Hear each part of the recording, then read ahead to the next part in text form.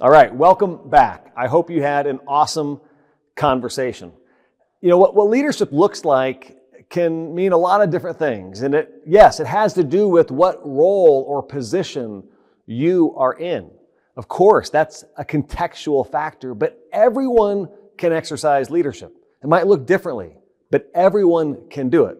And by the way, when you were in your small groups and you were talking about what leadership to create more wellness would look like, I think you should think back for a minute and ask yourself, were you thinking about things that other people should do? Or were you thinking about things that you could do? The temptation, what I've seen often, the temptation is for people to imagine what more they need from people with those big jobs, the CEOs or the vice presidents or whatever the titles are. Yeah, you need things from them. And leadership is needed from all of us if we're going to make progress on our toughest challenges, like creating the best, healthiest, most full of wellness organization, company, neighborhood, worksite that you can. I want to end with giving you a little bit more information from the book that I think will connect to the discussion you just had.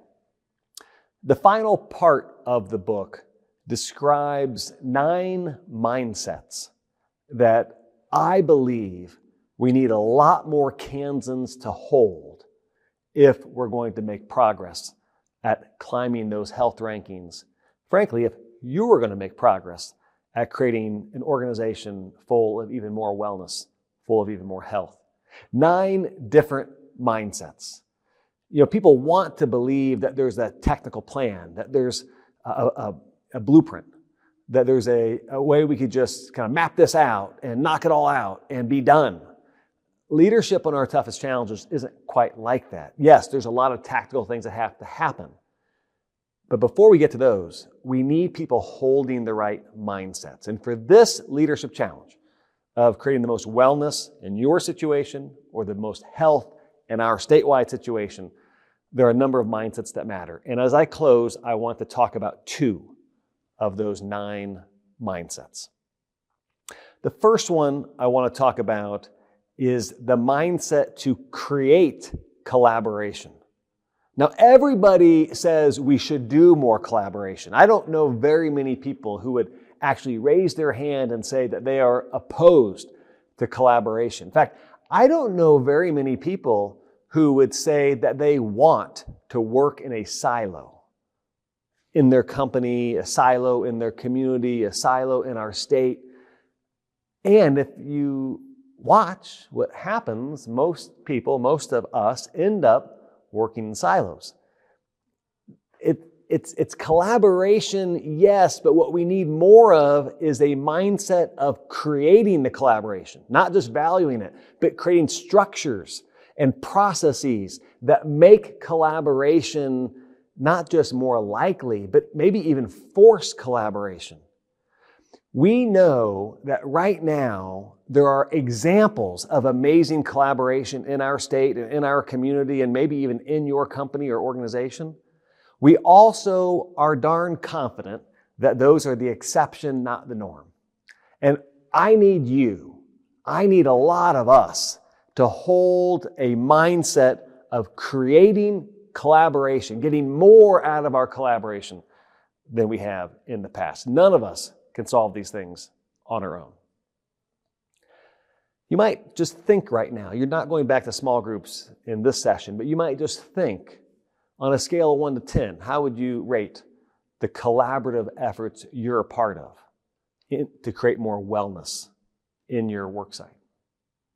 All right, the next mindset I want to talk about before I close is the mindset to embrace bolder visions. We have an epidemic in Kansas of people aiming for just slightly above the horizon. Our motto calls us to shoot for the stars, to the stars through difficulties. And I hate to say this so bluntly, I don't see very many examples of organizations who truly strive, or departments or groups or teams who truly strive to do something that we might call world-class or excellent. I don't mean best in our town, best in our company. I mean like best in the world.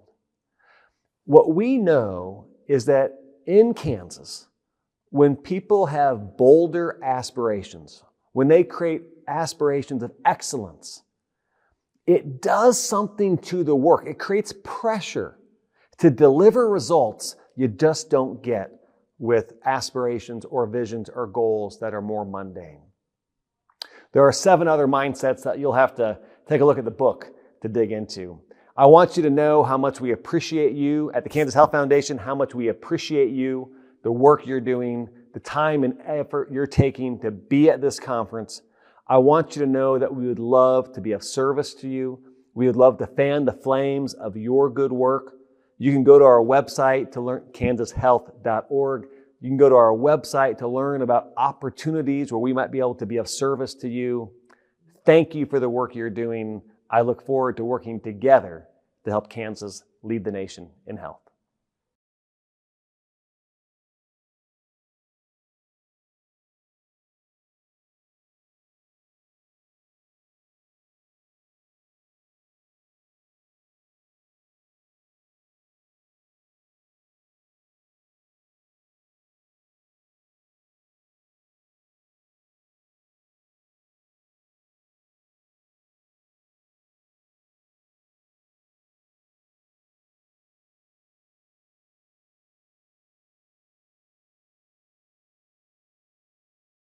Hi, Ed O'Malley, President and CEO of the Kansas Health Foundation, here with you.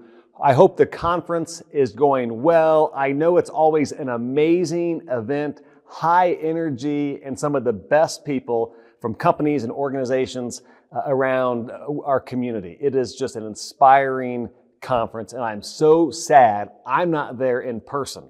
Last year, it was one of the speaking events that stood out to me the most, and some of you know I do this type of thing quite a bit. But I'm appreciative of the chance to join you virtually. I want to share a few thoughts with you, and then I'm going to hand it to my colleague here in a minute, Sarah Jane, to help do some audience engagement, and then I'll be back after that to close things out. Here's what I want you to know. Number one, thank you for caring enough about wellness, about health, about your workplace, about your colleagues, about your community, that you would come to this event. Thank you for that. Frankly, a big part of our job at the Kansas Health Foundation is to help inspire a lot more Kansans to care the way you care. So thank you. Now, I want to talk just a little bit about an upcoming book that the Kansas Health Foundation is publishing. It'll come out this September, and I believe you've been given a card or will be given a card to give you free access to that book once it's published. The book is called Leading Health. And what the book describes is how Kansas has fallen so far in America's health rankings.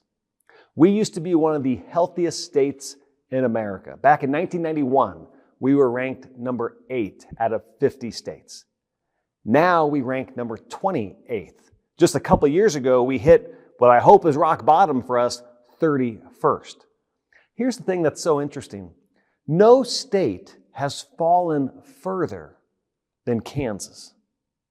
What I mean by that is, like, New Hampshire is always in the top 1, 2, or 3. Utah is always in the top 5 to 10. Mississippi is always 49th or 50th. Kansas is a different story. We used to be one of the healthiest, and now we've slid. Our objective, our purpose, and what the book describes is a belief that climbing those health rankings, returning Kansas and your organizations and your communities to be some of the healthiest around, and our state to be one of the healthiest, if not the healthiest, we think it's actually a leadership challenge more than a health challenge. It's a leadership challenge more than a health challenge. Now, some of you have heard me speak before. Some of you have attended programs at the Kansas Leadership Center where I used to work. you know that I believe leadership is an activity. It's not a position. So when I say this is a leadership challenge, not a health challenge, I'm not saying it's a problem with those that some people might call leaders or those who are in authority. What I'm saying is it's the type of challenge, the perplexing type of challenge that requires lots of people to do lots of things different in order to make progress. It's the type of challenge, whether we're trying to improve the health of our state or you are trying to improve the health of your work site. It's the type of challenge that you can't do alone. It's the type of challenge that requires you in your situation and us in our situation to mobilize people to care more than they already care. To mobilize people to put time, energy, effort, attention, curiosity into helping your workplace, your organization, or your community to become full of even more wellness, to become even more healthy, broadly speaking. It's a leadership challenge, not just a health challenge. One more thought on that. You know something is a leadership challenge when there are experts who literally know what should be done. Like people who could literally say, for people to be healthier, for a state to be healthier, for your organization to have more wellness, to be healthier in the broadest sense of that word health. Here's what needs to happen, X, Y, Z. You know you have a leadership challenge when there are people who literally know what should happen, but they don't have the power or the authority to make it happen. My guess is many of you know what your work site, your organization, your company, your neighborhood, your community should do if it wanted to become full of more wellness, healthier. But knowing what needs to be done and being able to do it, now that's where leadership comes into play. I'm going to hand it to my colleague, Sarah Jane. I'll be back with you in just a little bit.